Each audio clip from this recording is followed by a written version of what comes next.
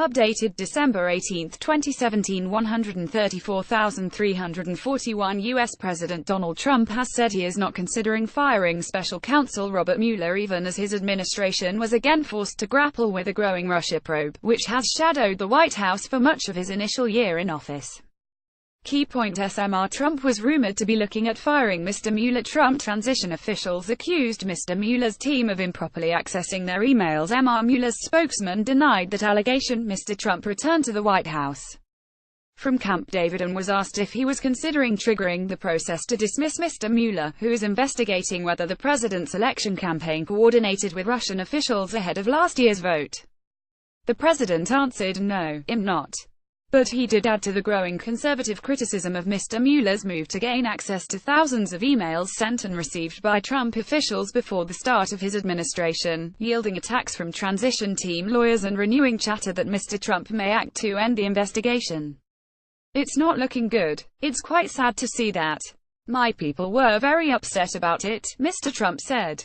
"I can't imagine there's anything on them, frankly. Because, as we said, there's no collusion. There's no collusion whatsoever." On Saturday, the general counsel for the transition group sent a letter to two congressional committees arguing Mr. Mueller's investigators had improperly obtained thousands of transition records.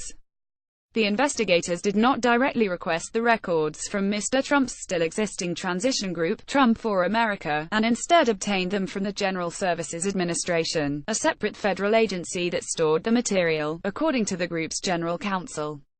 A spokesman for Mr. Mueller said the records were obtained appropriately. "When we have obtained emails in the course of our ongoing criminal investigation, we have secured either the account owner's consent or appropriate criminal process," Peter Carr said. Mueller's motives questioned, but many Trump allies use the email issue as another cudgel with which to bash the probe's credibility. Members of the conservative media and some congressional Republicans have begun to systematically question Mr. Mueller's motives and credibility, while the president himself called it a disgrace that some texts and emails from two FBI agents contained anti-Trump rhetoric. One of those agents was on Mr. Mueller's team and has been removed. Michael Caputo, a former Trump campaign aide, called the investigation an attack on the presidency and told CNN there are more and more indications that the Mueller investigation is off the rails. The talk of firing Mr. Mueller has set off alarm bells among many Democrats, who warn it could trigger a constitutional crisis. Some Republicans also advised against the move, including Senator John Cornyn of Texas, who deemed the idea a mistake. Trump officials deny firing. Rumor mill overshadowed the Republican tax plan, which is set to be voted on this week.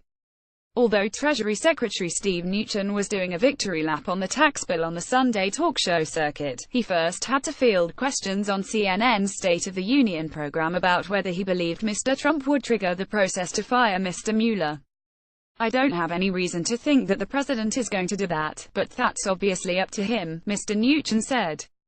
"We have got to get past this investigation.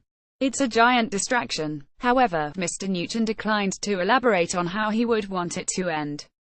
Mark Short, the White House Director of Legislative Affairs, was also peppered with questions about Mr. Mueller's fate during his own appearance on NBC's Meet the Press, and again urged a quick end to the investigation but insisted that Mr. Trump has not discussed firing Mr. Mueller. "There's no conversation about that whatsoever in the White House," Mr. Short said. Topics: World politics, law, crime and justice, U.S. elections, Donald Trump, United States, Russian Federation. First posted December 18, 2017 133,848